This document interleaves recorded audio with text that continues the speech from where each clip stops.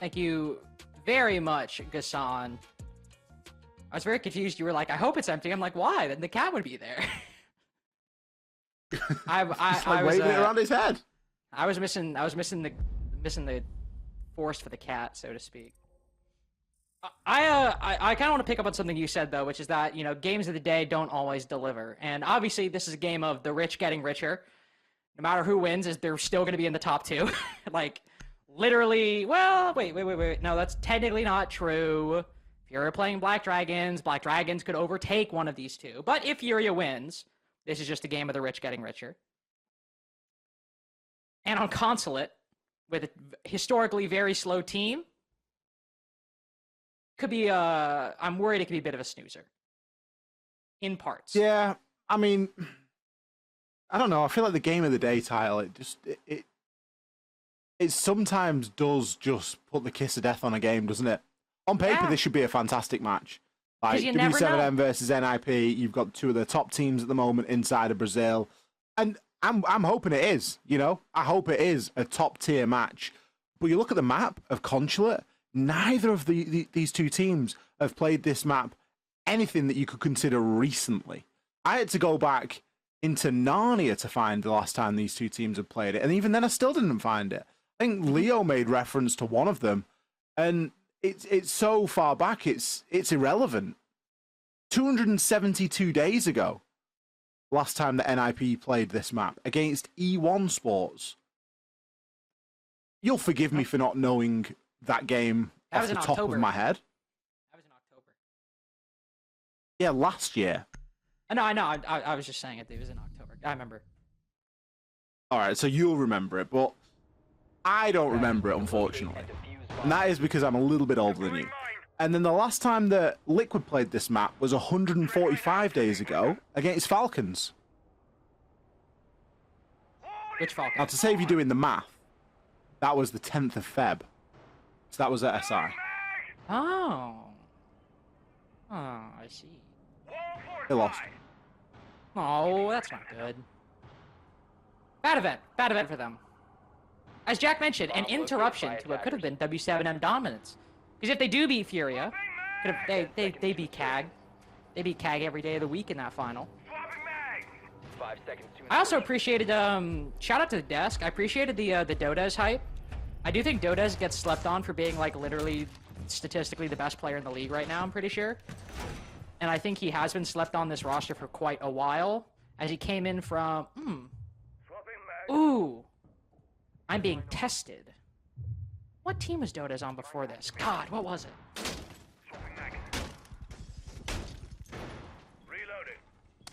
Oh, it's on the tip of my tongue. Dude, Dodez? He was on the Sexy Cake E1. That's what it was. He was on the Sexy Cake E1. Before he joined this roster. That long?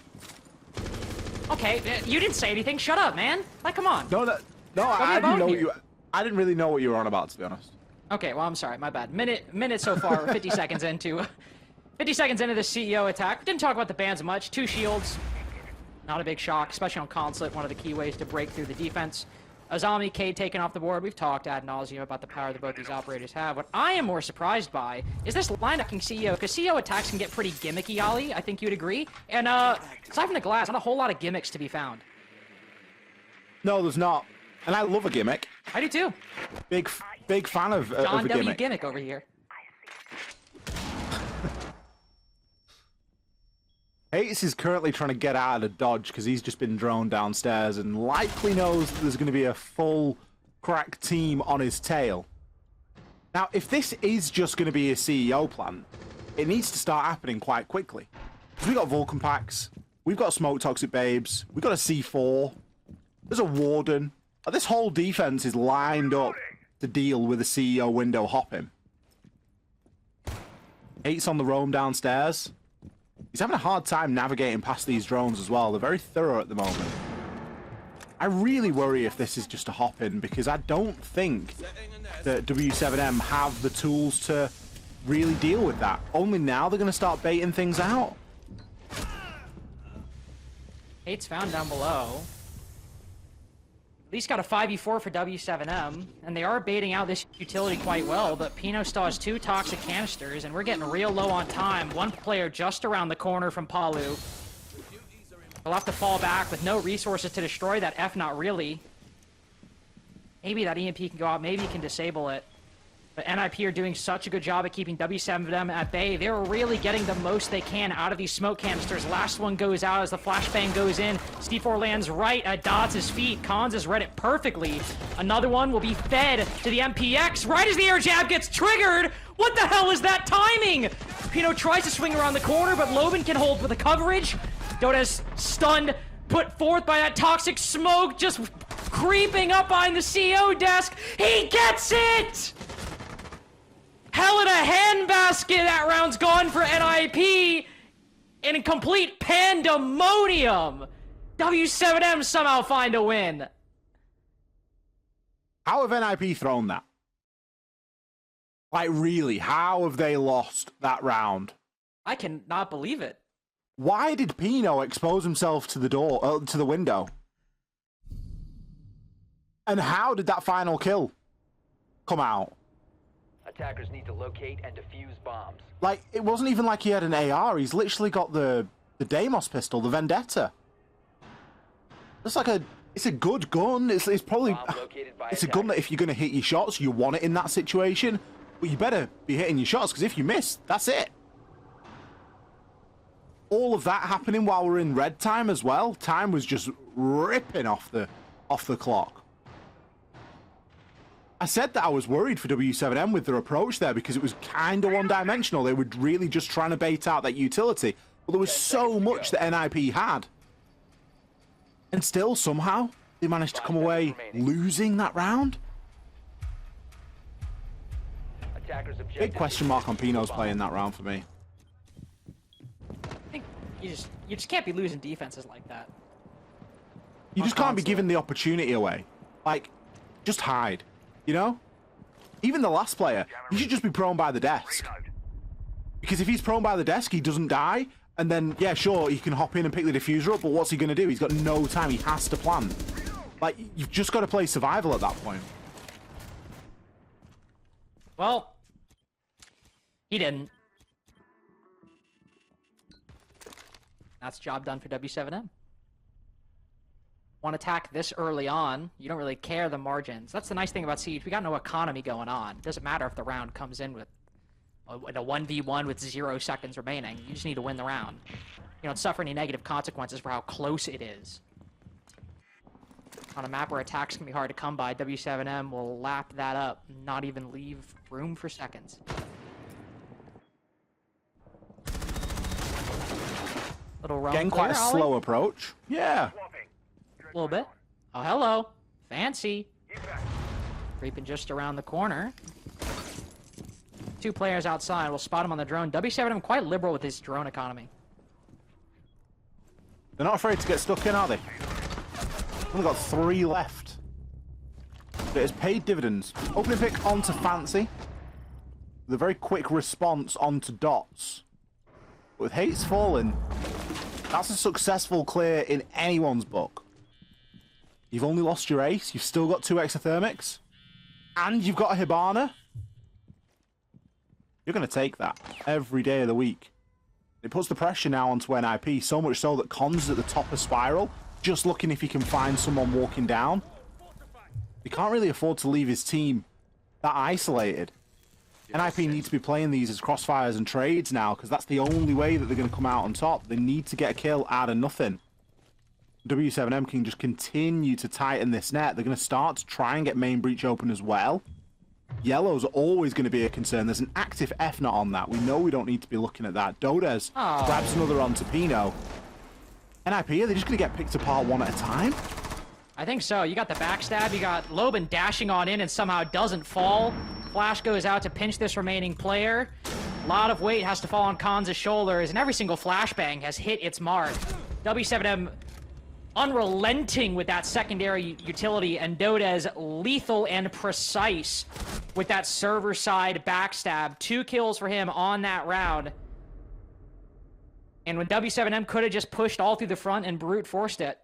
Showing why he is the best player in the league at the moment. Just a bit of a weird defense from NIP as well. Like, they tried for quite a loose roam, which isn't always like a bad thing, but w7m, they are like a rabid dog with those drones. Like, they're going after those roamers no matter what. It really didn't matter at all if you had someone out on the road. They were going to spend the drones, find you, and then start to execute a plan. And when they've got the man count advantage, and they've got that level of teamwork, they don't always need so many drones in the late portion of the round, because they can just play things as trades. It's a good investment early on to still have a strong position for the later portion of the round. So I'm kind of surprised to see NIP not fall into the trap, but go for that kind of loose roam with not too much up there supporting them. It's not like they were trying to roam on the top floor and play some vert and, you know, play a Scopos or really start to get around there. It was just a mute and a vigil. They were just hanging around. Attacker's objective is to defuse a bomb. Now w7m got 2 attacks in a row. We've only played 2 rounds on Consulate. That one looked better than the first. If you're NIP and you're trying to increase the distance between you and Black Dragons as much as possible, just try and secure your spot for top 2. I think, again, just to be clear, like, both these teams are gonna be in playoffs. Like, I think it's basically impossible for them not to be at this point, but, like, well, not actually, but you get what I mean. Very unlikely. Very unlikely. But I always Either think way, that, you know, winning's all about form, isn't it? If you're on good form, yes. That's what I was going to say. Usually what we look to, isn't it?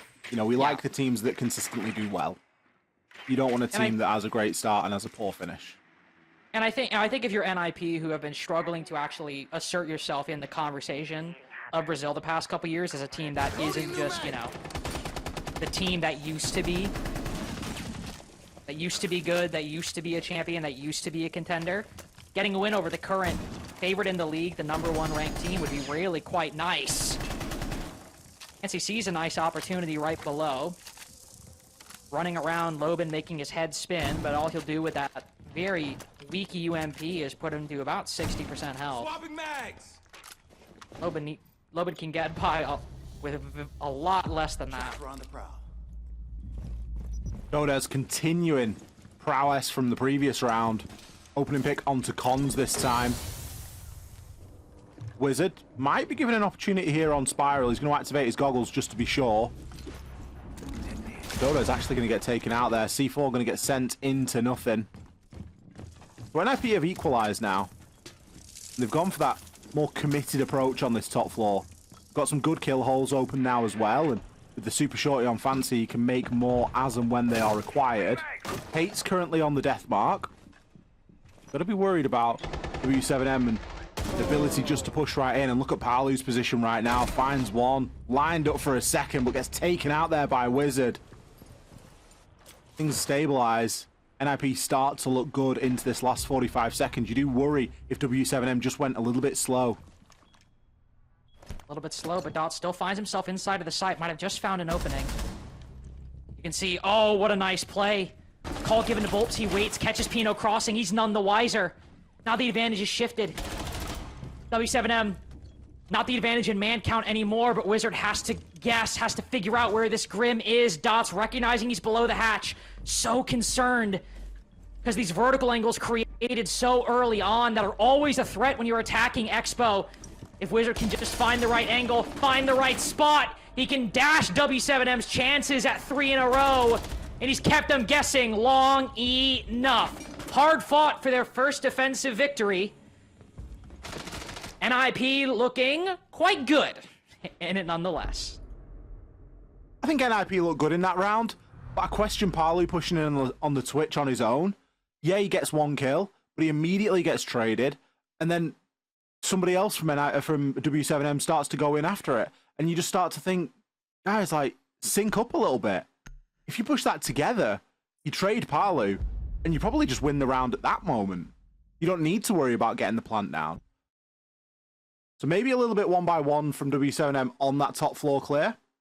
But NIP managing to hold on. And, you know, a good scrappy defense on that top floor, only just holding on and then winning it through the vert. There's not much that's more satisfying, really, in this game than winning a round as a defender from the vert there when the plant's having to go down. The bans come in at the start of round number 4. We have a Warden and a Ying, so kind of two sides of the same coin removed there in a lot of ways.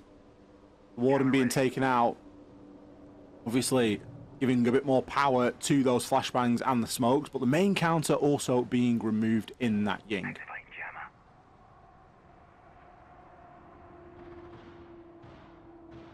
The pattern with all these attacking operator bans on Consulate is just, okay, it doesn't even matter if that other team is necessarily playing them. It's just like the shields are going to be a big problem. Ying's going to be a big problem. Just don't want to worry about it. Now, see, especially if a team like w7m does play the Ying or does play the shields, you got to be careful about it. I do like this, though. Obviously, had the option to ban that third shield, didn't. The moment this round begins, Volp's now bringing out the Blitz. Operator, or kind of operator we mentioned, can be very strong on maps like Chalet, where so much pressure is already placed on the defense to hold power positions that one shield can break that control. But on Consulate, where it's so difficult to enter the building, case in point, that first CEO round, having a Blitz that can hop down yellow or push up a staircase might be the difference between you sitting and stalling for 2.5 minutes or actually making some progress. I love this early play from Dots. Nice little bit of teamwork there. He throws a shock drone up onto the ledge, gets shot open, and he's immediately getting rid of Vulcan packs, FNATs, whatever's in his way, basically. Very quickly dealing with that utility. Of course, the Warden being banned, the Warden's been brought quite often. If a Ying's up, usually you will bring a Warden. It's got value beyond that, but looking through the smokes, it's a pretty decent option as well. Ooh, now we have a nice little battle here as one shield has been brought on the attack and likewise one on the defense. Cons on the clash. Trying to keep hold of the top of yellow, so much so that Volp's actually going to be forced all the way back down and kind of just playing flank watch right now. And he should be. Hates is lurking at the bottom of these yellow stairs. Not sure if he got caught out on one of the early alliance scans or not, but he will be allowed to just slip through now and could provide good bait, especially for the clash above. I mean, there's a hell of a gap here if Hates decides to fill it. Volp's dashing past with Dota so focused on the clash in front. That call might come out. I mean, Volp's is rotated all the way over. There it is. Runs up the yellow staircase. Dota is trying to relieve some of that pressure. Over by yellow, now cut down by that beautiful lurk from the Goyo. And w7m's options are quite limited. Gonna be betting a lot on this Blitz to break the stalemate around the long desk, but this is what the Clash can do. Wherever they spot that Blitz going, wherever they spot the bulk of the pressure coming from, they can rotate her over. Dots tries to get active. Clash just barely saves the life of one of those SAS players. Hates trying to go for another. Will not find anything. Volp's damaged, but still alive. That might be the difference maker, especially now that w7m find the 4v3. It's not clean and it's not pretty, but they are putting Cons on his back heels, forcing him away. Cons might just be able to hit this lurk. There's no way they anticipate him slipping the net like this. You can see Dot's worried about it. They'll move forward. Pre-fires around the corner. We'll spot him as Volps picks up another. w7m again in the advantage, but Fancy somehow finding two has put Dots in another unwinnable position, but he's stuck. He's in the corner. He's got nowhere to run. Bouncing back from that first loss, prone on the floor. Dots gets w7m their third. I think Con should stick with the shield in his hand, I'm gonna be honest. Because that was a horrendous engagement. Dots and Cons both missing every single shot on one another. And then Dots running through with the pistol, picking the kill up onto Cons, and then somehow getting the kill onto Fancy as well. Another nail biter for a top floor defense. And I'll be honest, neither of those rounds on the top floor should be given to w7m. There's no way they should be winning either of them. One was coming right down to the wire and required someone to hop in into smoke to pick up the final kill. And then the other requires a 2 versus 1 clutch against a Clash. And a Mute, by the way, who's perfect shotgun range and should have just absolutely deleted him. NIP really got caught up in the sauce there, and I think they just needed to take a little moment to breathe, a little step back, and just be like, right, look what we've got. We've got the time on our side. Had a Clash. Did the Mute. No two surprising to see the timeout brought there at the end of round 5. But even at this stage, you kind of look at it and go, is it a bit too little too late? We're on consulate here, and w7m have got 3 attacks. 3 attacks on consulate very much looks like w7m will be securing their place in top 6 at the end of this map. It's not impossible. We've seen crazier things happen. I mean, you never know.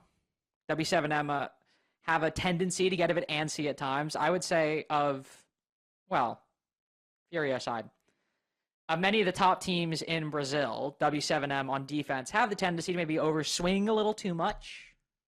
Maybe disrespect their opponents a little too much. But do I think they'll overcomplicate consulate to that extent? I hope not. As going into today, the top team in Brazil, I hope they wouldn't do that. But 3 attacks is just such a daunting scoreline to stare down. It's good that NIP take their time out. They need these next 3.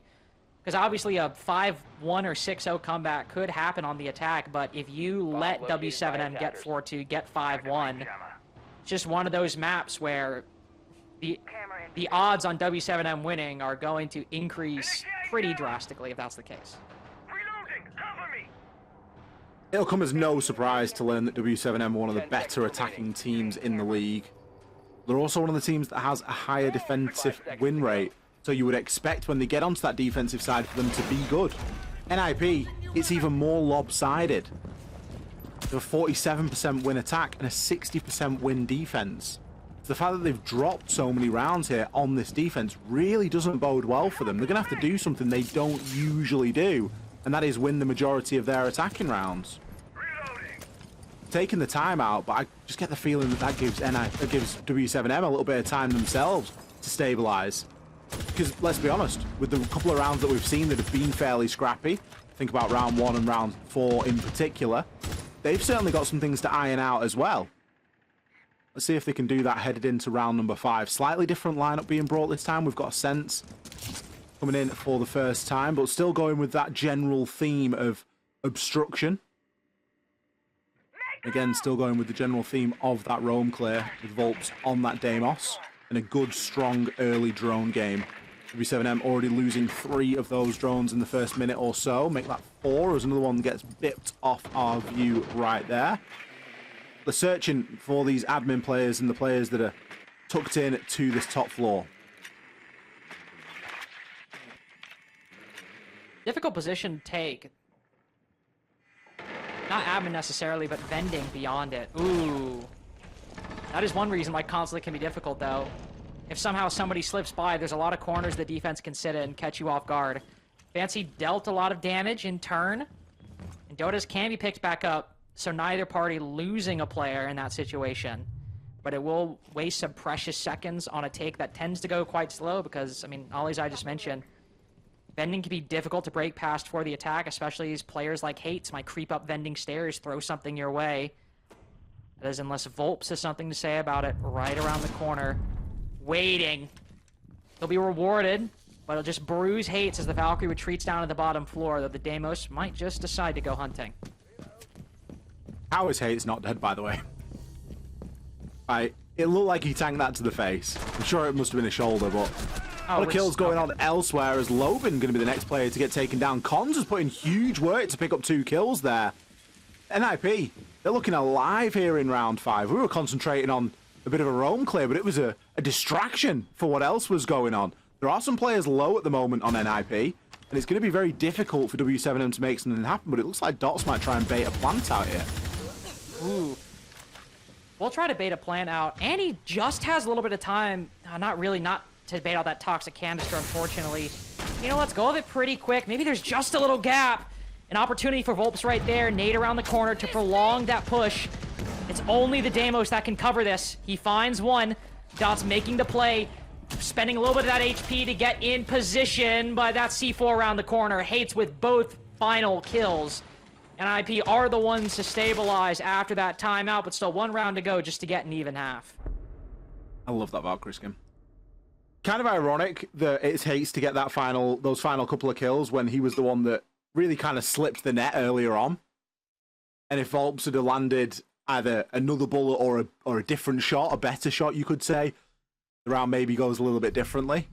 But w7m was still fighting from that back foot.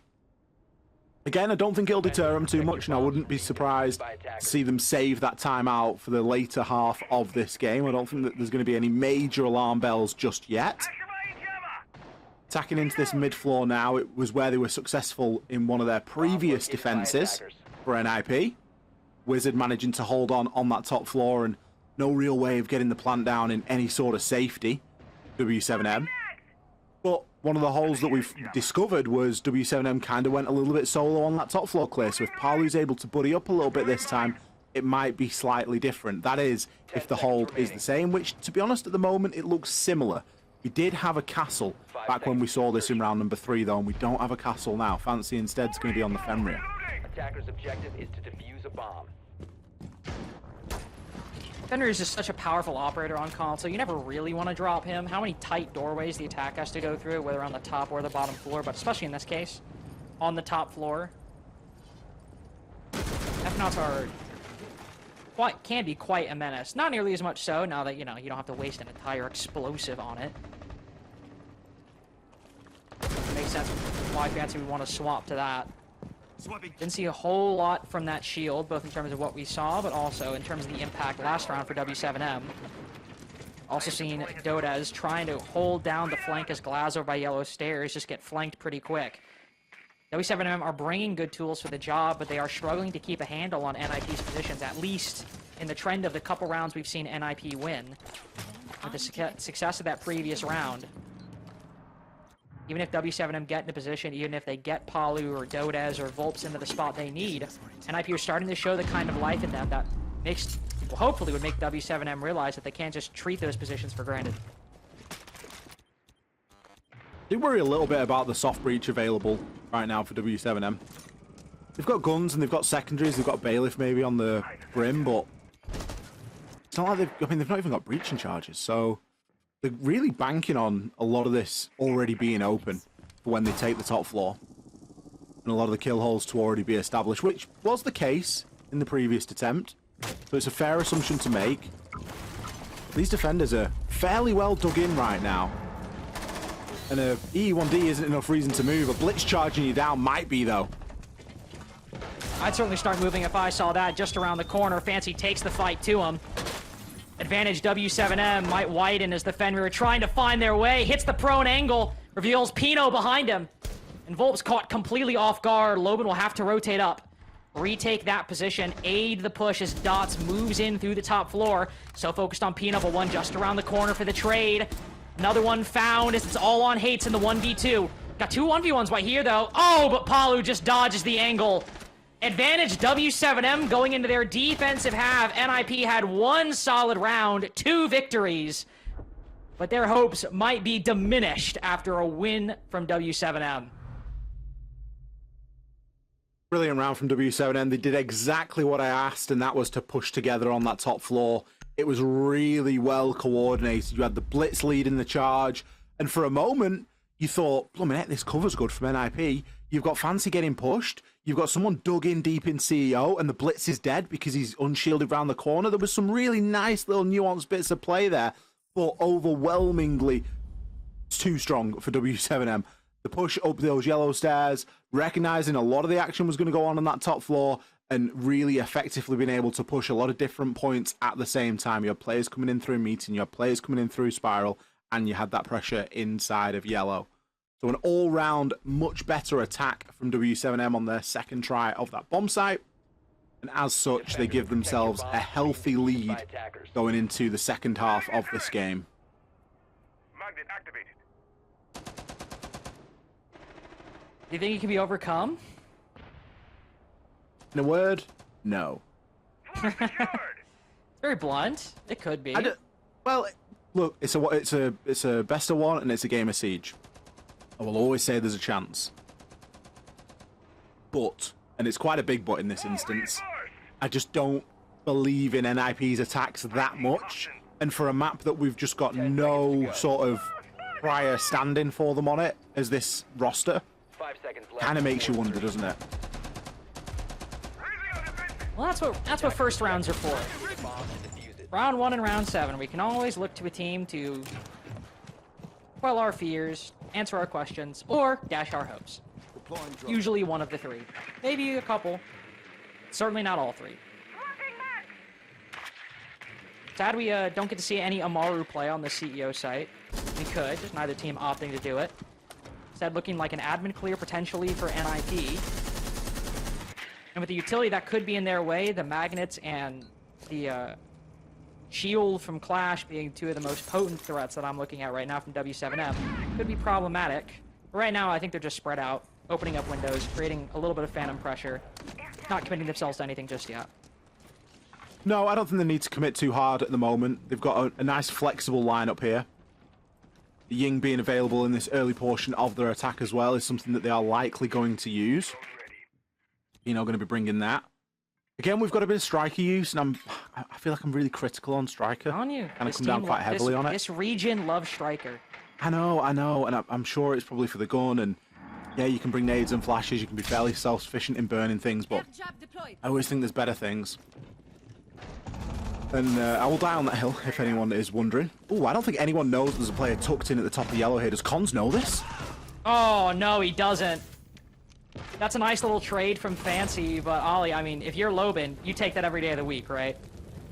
Probably. I mean, you are on the Legion, so you've used a lot of your goo mines at this point. You're at the halfway point in the round, but you've got a big pick onto the Blackbeards. You probably don't really care. Ooh. Don't care, it seems. Fancy. No caution whatsoever. Big find by Hates. Downing that Clash through the floor, gives the Nomad a way up, but Palu wrapping around. We'll keep it a 3v3. NIP might find their advantage, but they've at least these two remaining w7m players have retained control of the site. Arguably the most important thing, but another Deathmark tracker goes out. Nade right through that hole will force Palu out of position. Candela's blind him, but that doesn't matter. He's got the glasses, he can see through it, see through all of NIP's tricks. Now Pino hops in.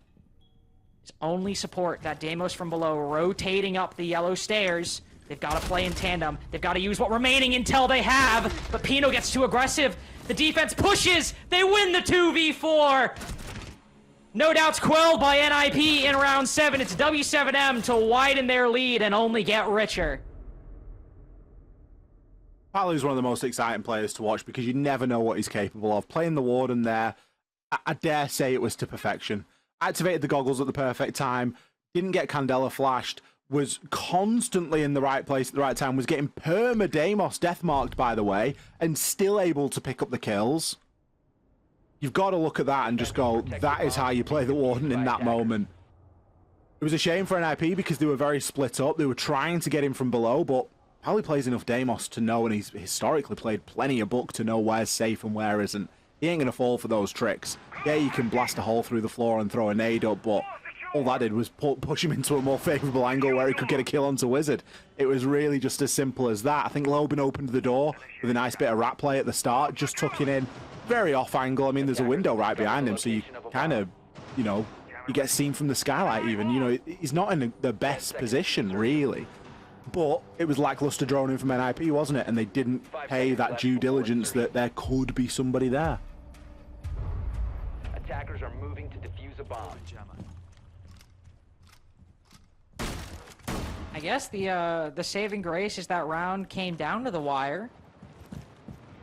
That NIP were in a position to close it out, perhaps. You'll be punished for it going into round 8, but you will be punished for it in the trend of this game. Room for error decreasing with every round you drop. And odds of success decreasing with kills like that. Don't even know where Dodez was, but he takes down the Buck, the primary source of well, I don't know. You can call the Ram or the Buck the primary, but especially if one of those 3 C4s starts getting thrown at you, you kind of would wish you had Hates for that redundancy, I imagine. Well, Pino's playing Ram for the R4C. I'm sure of it. It is a blow. When you're attacking the basement, I don't think there's anything, you know, there's no such thing as too much. And especially if you've got a top floor clear to do as well, because very likely then you're going to have to clear the mid floor after that. And if you can open up both, even better. As it stands, it's not really sparked a reaction, has it, that opening pick onto Hates? It's not like NIP have gone, oh, we've got to be good on this roam clear now. Not a lot has happened. Dodes has taken some damage and eventually will be finished off and pinched, but the trade's there straight away. Liquid so consistent on this trade game. Loban looking quite nice. No way he goes for this again. Enough is enough, Loban. Just go back to site. But why not? He's basically won the round. No, I know, but it just makes me nervous. It makes me antsy. It makes me feel like surely if 3 attackers are thrown at a vigil, surely somebody can do anything. Can find a kill, do some damage, set up his team for a win. I beg them to stop Loban and that my prayers fall on deaf ears. Match point for w7m. Listen, if you're feeling frisky with that boss GA cog, you just got to go for it. You got to full send it. You go, guys, look, I got 2 kills. I'm playing for me right now. I'm playing for the stats. And if you're the team, you've just got to go, that's fine. We accept it and we appreciate you letting us know. Loban there, kind of single-handedly winning the round.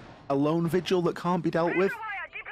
In 2025, with this much utility, I don't know about that one. Bomb located by attackers. Is the mid floor going to be the answer to NIP's prayers? Do you remember last week when we watched Consulate and it was nothing but split sites? It's like 4 split sites and like no, we haven't. At least we haven't seen a split site today.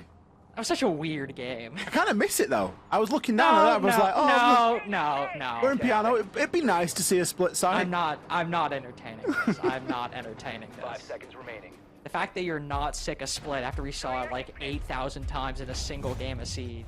I think I just miss it because of how much we saw it.